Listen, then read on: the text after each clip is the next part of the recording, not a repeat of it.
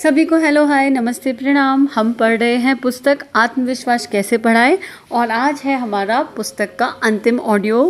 We are towards the end. पुस्तक का audio अंतिम है लेकिन हमारी लाइफ अब स्टार्ट हुई है क्योंकि हमारी प्रैक्टिसेस अब स्टार्ट हुई हैं और जब प्रैक्टिस स्टार्ट हो जाए तो these are non stop practices, never ending practices. करते जाइए, रिफाइन होते जाइए, करते जाइए, रिफाइन होते जाइए। और मैंने तो स्टार्ट कर दी अपनी प्रैक्टिसेस। कुछ पॉइंट्स तो मैंने मुझे बहुत अच्छे लगे और मैंने बहुत शिद्दत से उनको कहीं नोट कर लिया है और मैं उन पर प्रैक्टिस करती जा रही हूँ। बहुत सारे पॉइंट्स ऑलरेडी लाइफ में थे तो वो अवेयरनेस और आ गई है कि how important those are for self confidence. अरे सेल्फ कॉन्फिडेंस के लिए ये भी ज़रूरी है, ऐसे सोचा ही नहीं था। So thank you so much Swett Martin sir.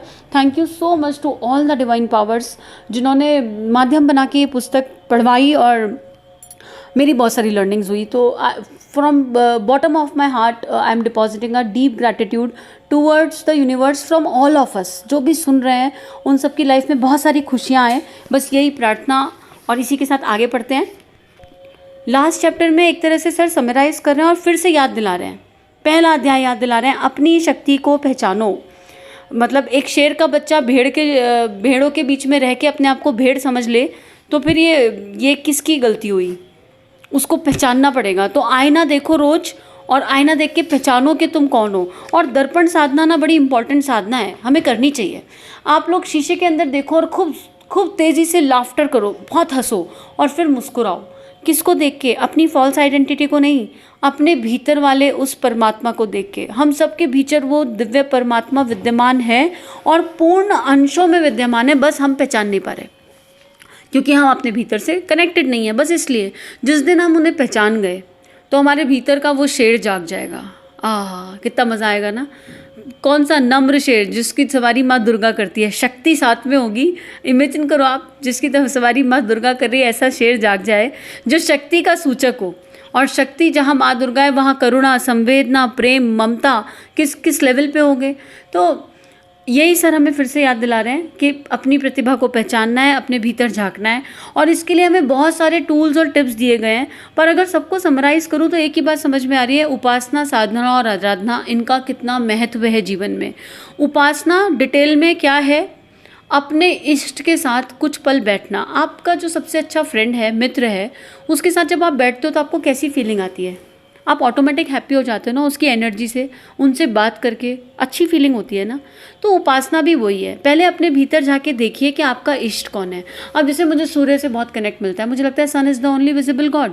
ये बात सच है और उस सूर्य की शक्ति में सारे देवी देवता सम्मोहित हैं और सूर्य का मंत्र गायत्री है, तो मुझे गायत्री मंत्र से मेरी सोल को कनेक्ट मिलता है। So I sit with sun, visualise करके। ज़रूरी नहीं है कि हम सुबह ही बैठ पाएँ, जब समय मिले तब। एंड वो उपासना का क्रम है। ग्रैटिट्यूड डिपॉजिट करना, थैंक यू बोलना, उनसे कनेक्ट फील करना, उनके प्रकाश को अपने भीतर एब्जॉर्व करना, प्राणायाम करना, उस लाइट में बैठ के ध्यान करना, मेडिटेशन करना, योगा करना, प्लांटिंग करना, नेचर से कनेक्ट होना, वो सब उपासना का एक क्रम है। तो आपके लिए क्या उपासना बेस्ट है, सबसे पहले उसको आइडेंटिफाई कीजिए।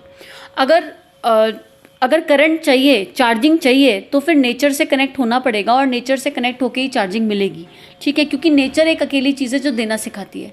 जब हमारे अंदर उपासना से वो ऊर्जा आ जाएगी, वो शक्ति आ जाएगी, वो चार्जिंग आ जाएगी, तो साधना अपने आप बनने लगेगी। उपासना का मतलब ये नहीं है कि सुबह बैठे 1 घंटा जप कर लिया, सब कुछ कर लिया और जब से उठते ही 2 लोगों को 2 गाली दे दी, 4 बात बोल दी, किसी बात पे गुस्सा कर दिया, चिल्ला दिए। अगर ऐसी उपासना है तो वो खोखली है।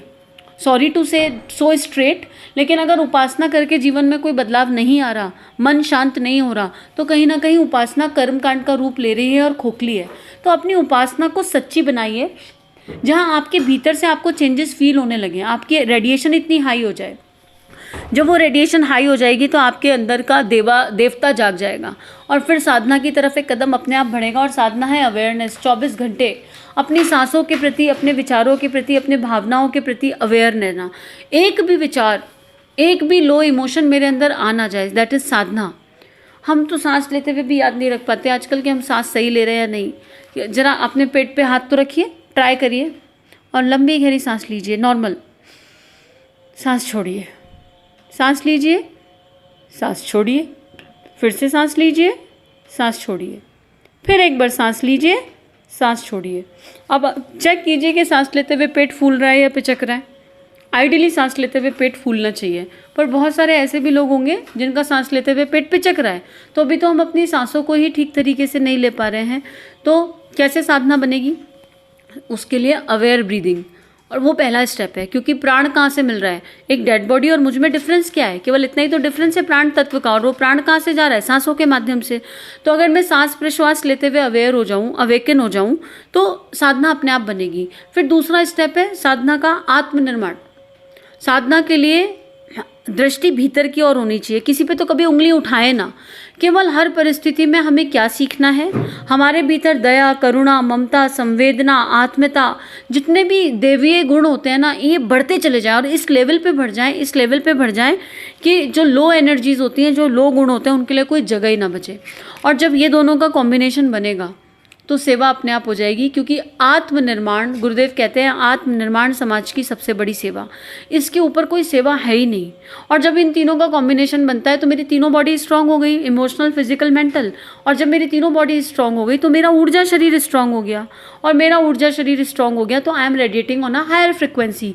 और जिस फ्रिक्वेंसी पे मैं रेडिएट करती हूँ ऑन सोल लेवल, वही फ्रिक्वेंसी के लोगों को हम अपने आसपास इकट्ठा कर लेते हैं, और फिर आपका पूरा वातावरण अच्छा बन जाता है, आपका एक एनवायरनमेंट। लोग आपसे इंस्पिरेशन कब लेने लगते हैं आपको पता भी नहीं चलता। एटलीस्ट आप तो जाग ही गए ना। अपने जागने के बारे में तो यहाँ सोचना ही सोचना है कि हम कितना जाग गए। उसके बाद आपके पास जितनी भी योग्यताएं हैं, जो भी भगवान ने, क्योंकि जब ये सब होगा तो भीतर की प्रतिभा जागेगी। साधना से सिद्धि है और भीतर बहुत सारी चीज़ें छुपी पड़ी हैं, आपकी भीतर की सिद्धियाँ जागेंगी। अब उन सिद्धियों का अहंकार नहीं करना, उन सिद्धियों का यूज़ कहाँ करा जा रहा है उसके बारे में विचार करना। आपकी योग्यताएं अगर केवल आपके ही काम आ रही हैं तो कोई फ़ायदा नहीं। आपकी योग्यताएं अगर आपके परिवार के खाने पीने और लालन पालन के काम आ रही है, कोई लाभ नहीं। आपकी योग्यता में कुछ ऐसा होना चाहिए जो आपके परिवार के और पूरे समाज के काम आए।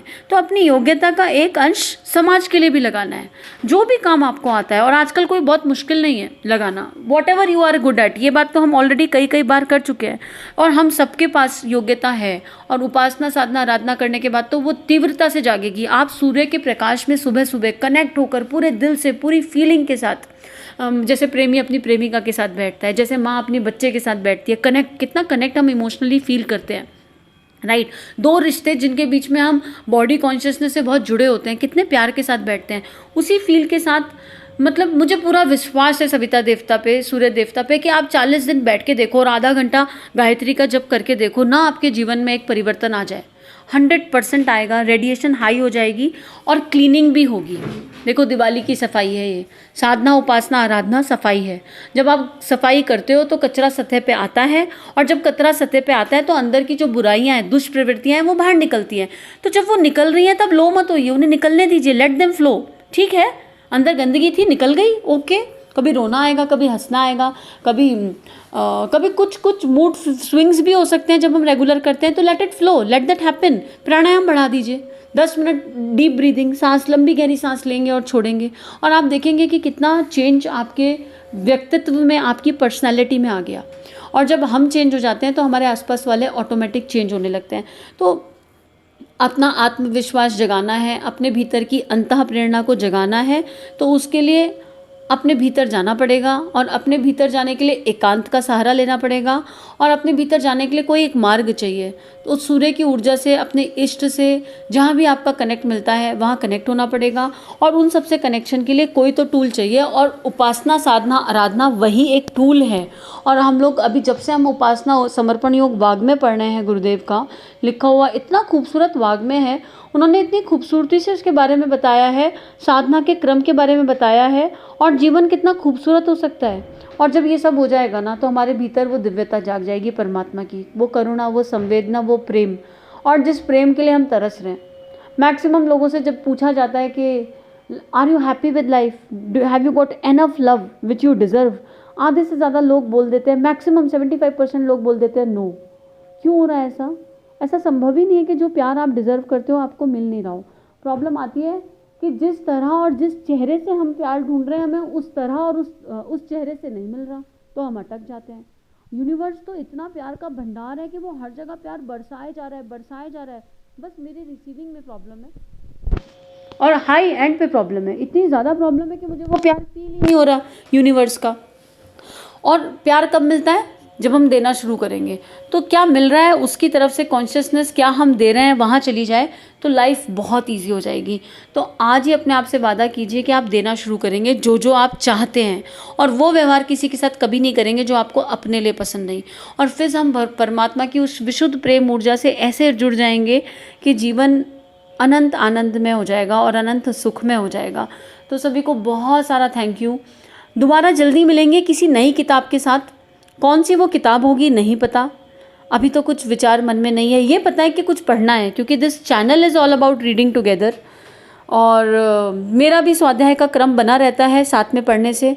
तो इसमें ऐसा स्वार्थ है जो परमार्थ के भाव को साथ लेके है, और मुझे इस स्वार्थ के भाव के लिए मैं बहुत हैप्पी भी हूँ कि मेरे मन में ये है और भगवान का दिया हुआ ये भाव। तो अगर आपके पास कोई सजेशन है, आपको लगता है कोई पर्टिकुलर बुक पढ़नी चाहिए, तो आप कमेंट्स में लिख दीजिए। अगर क्षमता होगी और परमात्मा को पढ़ानी होगी तो वो बुक पढ़वा देंगे परमात्मा। लेकिन मन है कि कुछ पेरेंटिंग पे लिया जाए, कुछ बच्चों से रिलेटेड किताब उठाई जाए। जो भी योजना होगी आप लोगों के सामने ज़रूर रखी जाएगी। तो सभी को बहुत बहुत बहुत सारा थैंक यू। सभी को प्रणाम। इस तरह की और वीडियोस देखने के लिए हमारे चैनल को सब्सक्राइब कीजिए। आप सभी का बहुत बहुत धन्यवाद।